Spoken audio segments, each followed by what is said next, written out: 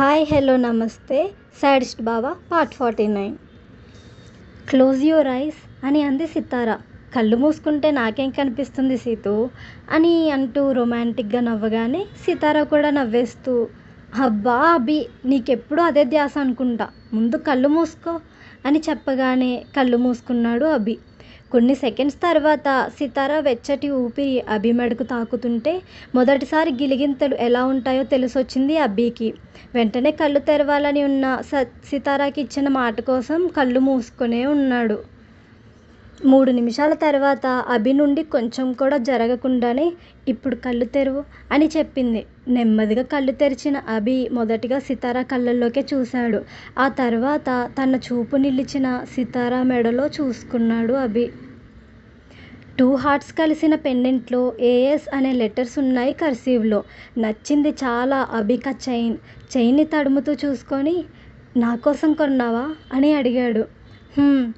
చాలా షాప్స్ తిరిగాను మార్నింగ్ నుండి అని చెప్పింది సితార చాలా చిన్నగా. థ్యాంక్ యూ అని చెప్పి తనకెంతో ఇష్టమైన సితార కళ్ళపై ముద్దు పెట్టుకున్నాడు అభి. వెనక్కి జరుగుతున్న అభి కాలర్ పట్టుకొని ముందుకు లాక్కుంది. ఏమైంది అన్నట్టు ఐబ్రో అప్ చేసి చూశాడు కళ్ళతోనే నవ్వుతూ అభి. ఒక చేత్తోనే అభి కాలర్ని టైట్గా పట్టుకొని మరొక చేతిని అభి ముందుకు చాచి, నీ మెడలో ఉన్న సెకండ్ చైన్ నాకు ఇచ్చేయి అభి, అది నాది అని నాకు తెలుసు అని అడిగింది. ఇవ్వను, ఇది నీదే, సో వాట్ అని అడిగాడు అభి కావాలని కొంచెం వాయిస్లో సీరియస్నెస్ యాడ్ చేసి. ప్లీజ్ అభి, ఆ చైన్ డాడ్ లాస్ట్ గుర్తు నాకు, మాకంటూ ఆయన జ్ఞాపకాలు ఏమీ లేవు, ఇచ్చేవా అని అడిగింది జాలిగా ఫేస్ పెట్టి చూస్తూ సితార. నో వే బేబీ, ఒక్కసారి పడేసుకున్నావంటే అది మళ్ళీ నీదెప్పటికీ కాలేదు అని అంటూ పైకి లేచి సితార హ్యాండ్ పట్టుకొని తనని కూడా పైకి లేపాడు. అభి ఇది తూచ్, అసలు నేనేం పడేసుకోలేదు, నువ్వే దొంగిలించావు అని అంది సితార మారం చేస్తూ.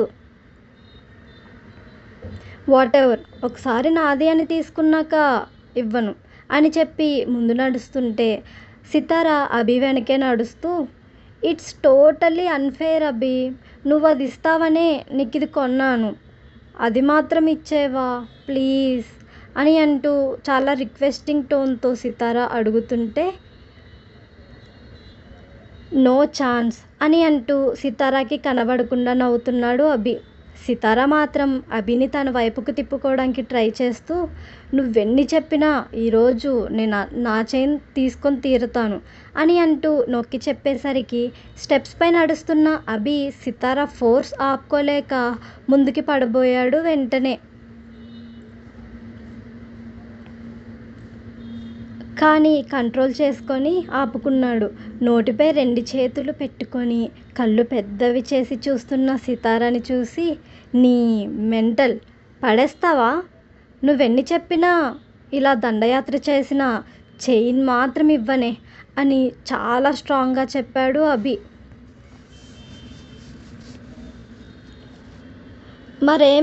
మరేం చేస్తే ఇస్తావు అని అడిగింది సితార జాలిగా చూస్తూ.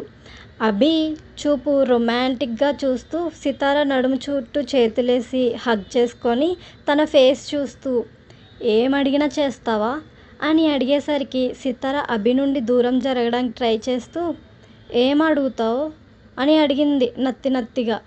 చెప్పు, చేస్తావా అని చెవిలో హస్కీగా అడిగేసరికి అతని వాయిస్లో ఉన్న టెంప్టేషన్కి గూస్ బంప్స్ వచ్చేసాయి సితారాకి.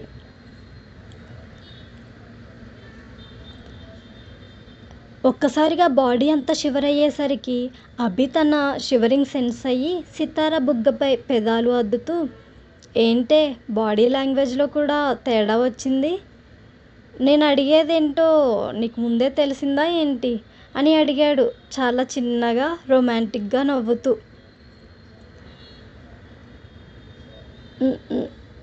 నాకేం తెలీదు, నువ్వేం అడుగుతావో నాకెలా తెలుస్తుంది, ముందు వదులు, ఎవరైనా చూస్తే నీ బర్త్డేని ఫస్ట్ నైట్గా మార్చేసానని మాట్లాడుకుంటారు, అవసరమా నీకు ఈ బ్యాడ్ నేమ్ అని అడిగింది కళ్ళు సర్కిల్ షేప్లో రౌండ్గా తిప్పుతూ. వాళ్ళ గురించి మనకెందుకు కానీ నీకు ఓకేనా నా బర్త్డేని ఫస్ట్ నైట్గా మార్చితే అని అడిగాడు అభి సితార కళ్ళలోకి శోధిస్తున్నట్టుగా చూస్తూ. 2 క్షణాల పాటు అభి కళ్ళల్లోకి చూసి వెంటనే తేరుకొని అభిని దూరంగా నెట్టి, మాయ చేసేస్తున్నావురా నీ మాటలతో, భాష లేని నీ కళ్ళతో, ఇలానే నీ పక్కన ఉంటే పడిపోతాను నీకు పూర్తిగా అని నవ్వుతూ ఫాస్ట్గా స్టెప్స్ దిగుతూ కిందకి వెళ్ళిపోయింది సితార.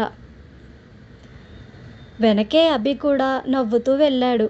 ఒక ఫ్లోర్ స్టెప్స్ దిగగానే సితార తన ఫ్లాట్లోకి వెళ్తూ కనిపించింది. అభి కూడా వెళ్ళబోయాడు కానీ ఇప్పటికే పార్టీలో ఉన్న ఫ్యామిలీ అండ్ ఫ్రెండ్స్ గుర్తొచ్చి అక్కడే ఆగిపోయాడు. లిఫ్ట్లోకి వెళ్ళి గ్రౌండ్ ఫ్లోర్కి వెళ్ళాడు అభి. జనాలు పల్చగా కనిపిస్తుంటే అర్థమైంది వెళ్ళిపోయి ఉంటారని. వెంటనే టైం చూశాడు. అప్పటికే 1 గంట కావస్తుంది. అబ్బో, ఇన్ని గంటలు ఉండిపోయానా దాంతో, టైం తెలీదు నా డార్లింగ్ పక్కనుంటే అని మనసులో అనుకొని రఘువరన్ దగ్గరకు వెళ్ళాడు. రఘువరన్ దగ్గరున్న ఫ్యామిలీ మెంబర్స్తో మాట్లాడుతూ తల్లి వరలక్ష్మి కోసం వెతికాడు. ఆమె జాడ అతని కళ్ళకి ఎక్కడా కనిపించలేదు.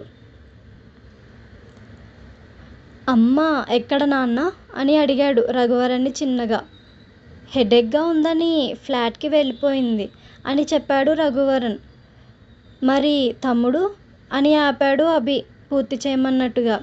కనిపించలేదు, వాడు కూడా ఎప్పటి నుండో కాల్ చేస్తుంటే ఆన్సర్ చేయట్లేదు అని చెప్పారు. సరే నాన్న, ఇక్కడ వాళ్ళతో నేను మాట్లాడతాను కానీ మీరు వెళ్ళండి అమ్మ దగ్గరకు, ఒంటరిగా ఉంది కదా అని చెప్పాడు అభి జాగ్రత్తగా. రఘువరన్ వెళ్తూ ఆగి అభిని పక్కకి తీసుకువెళ్ళి, ఇందాక నీతో ఉన్న అమ్మాయి మన సితార కదా అని అడిగారు కళ్ళల్లో ఉన్న చిన్న మెరుపుని కనిపించకుండా దాచడానికి ప్రయత్నిస్తూ. మీకెలా తెలుసు అని అడిగితే వెర్రితనం అవుతుందని అభి చిన్నగా నవ్వి, బాగానే గుర్తుపట్టారు అని అన్నాడు ఆయన కళ్ళల్లో ఉన్న మెరుపుని చూస్తూ.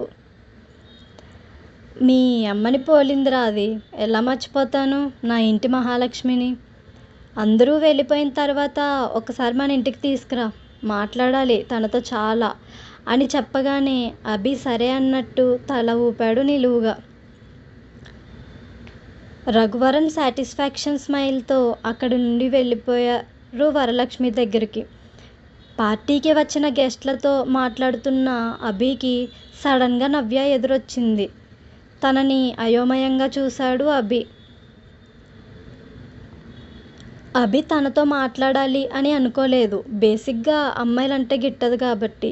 సార్ మీతో మాట్లాడాలి నేను అనగానే, ఆఫీస్ మ్యాటర్స్ నేను ఇలాంటి ప్లేసెస్లో మాట్లాడను అని చెప్పాడు నార్మల్గా ఉండడానికి ట్రై చేస్తూ.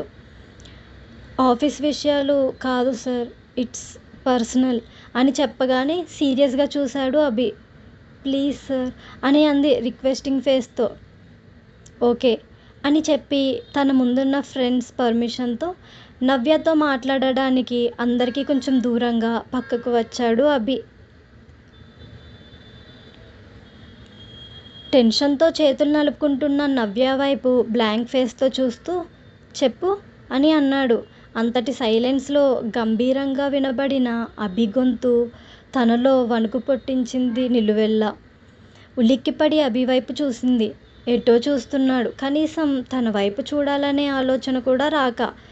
టెల్ మీ ఫాస్ట్ అని అభి చిరాగ్గా అనగానే, ఐ లవ్ యూ సార్ అని చెప్పింది ఫాస్ట్గా. ఎటో చూస్తున్న అభి కళ్ళు నవ్య వైపు నిప్పులు కురిపిస్తున్నాయి. అతని కనుబొమ్మలు వెంటనే ముడిపడ్డాయి. వాట్, రిపీట్ చేయి అని అనగానే నవ్య డీప్ బ్రీత్ తీసుకొని వదిలి, I love you so much sir, I like your appearance, I like your presence, I like your out standing personality అని ఇంకా చెప్పుకు వెళ్ళిపోతుంది నవ్య. రూమ్కి వెళ్ళిన రఘువరన్కి హాల్లో బాల్కనీలో కనిపించాడు కిషాంత్. అర్ధరాత్రి చీకటిలో వీడేం చేస్తున్నాడు అని మనసులో అనుకుంటూ కిషాంత్ దగ్గరికి వెళ్ళి భుజంపై చెయ్యి వేయగానే కిషాంత్ కళ్ళల్లో ఉన్న నీటి పొరను పూర్తిగా తుడుచుకొని వెనక్కి తిరిగి చూశాడు వచ్చిందెవరా అని. వెనక ఉన్న రఘువరన్ని చూసి, డాడ్ మీరు ఇక్కడ అని ఆపాడు. నేను సరే, నువ్వేం చేస్తున్నావు ఇక్కడ, అందరూ కింద ఉంటే అని అడిగారు రఘువరన్ గారు అనుమానంగా. ఫ్రెండ్ కాల్ చేస్తే మాట్లాడడానికి వచ్చాను డాడ్ అని సింపుల్గా అబద్ధం చెప్పాడు కిషాంత్. కిషాంత్ మాటలు నమ్మాలని అనిపించక చుట్టూ చూశారు రఘువరన్. పక్క ఫ్లాట్లో ఒక అమ్మాయి కూడా బాల్కనీలో కనిపించింది. హాల్లో లైట్ మాత్రం ఆన్లో ఉండడం వల్ల బాల్కనీలో ఉన్న అమ్మాయి ముఖం సరిగ్గా కనిపించలేదు అతనికి. అన్నింటికీ మించి ముఖం దాచుకొని మరీ ఏడుస్తుంది ఆ అమ్మాయి. రఘువరన్ డౌట్గా చూసేసరికి కిషాంత్ అతన్ని డైవర్ట్ చేస్తూ, లైట్గా స్నో పడుతుంది డాడ్, పదండి లోపలికి అని హడావిడిగా రఘువరన్ని లోపలికి తీసుకువెళ్ళాడు కిషాంత్. గెస్ట్ రూమ్లో పడుకున్న వరలక్ష్మి దగ్గరకు వెళ్ళారు ఇద్దరు. లైట్స్ ఆఫ్లో ఉన్నాయి ఆ రూమ్లో. వరలక్ష్మి పక్కన కూర్చున్న రఘువరన్ని చూసి వేరే వైపుకి తిరిగింది వరలక్ష్మి. రఘువరన్ ఆమె భుజంపై చెయ్యేసి, ఏమైంది వరా అని అడిగారు. తనపై ఉన్న భర్త చేతిని తీసేస్తూ, ఒంటరిగా ఉండాలనుంది, కాసేపు బయటకు వెళ్ళండి అని చెప్పింది ఆమె. కిషాంత్ మాట్లాడబోతే రఘువరన్ ఆపేసి తనని కూడా బయటకు తీసుకువచ్చి డోర్ దగ్గరికి క్లోజ్ చేశారు. మామ్ ఎందుకు ఫీల్ అవుతుంది డాడ్ అని అడిగాడు కిషాంత్ అనుమానంగా. తెలీదురా అని చెప్పారు. కారణం ఏమై ఉంటుందో తెలిసి కూడా సింపుల్గా. అయితే రీజన్ నేను అడిగేవాడిని కదా అని అంటూ మళ్ళీ వెళ్ళబోతే ఆపి, నచ్చదు వరాకి మూడు బాగాలేనప్పుడు ఎవరైనా మాట్లాడితే. కొంచెం తనని లోన్లీగా వదిలేస్తే ఆమె అన్నీ చెప్తుంది అని అంటూ ఉండగానే రఘువరన్ మాటలు పట్టించుకోకుండా కిచెన్లోకి వెళ్ళాడు కిషాంత్, తన కోసం ఏమైనా ప్రిపేర్ చేయాలి అన్న ఆలోచనతో. ఈ వీడియో కనుక మీకు నచ్చినట్లయితే లైక్ చేయండి, సబ్స్క్రైబ్ చేయండి. నెక్స్ట్ వీడియో కోసం కమెంట్ చేయండి. Thank you for watching this video friends. Next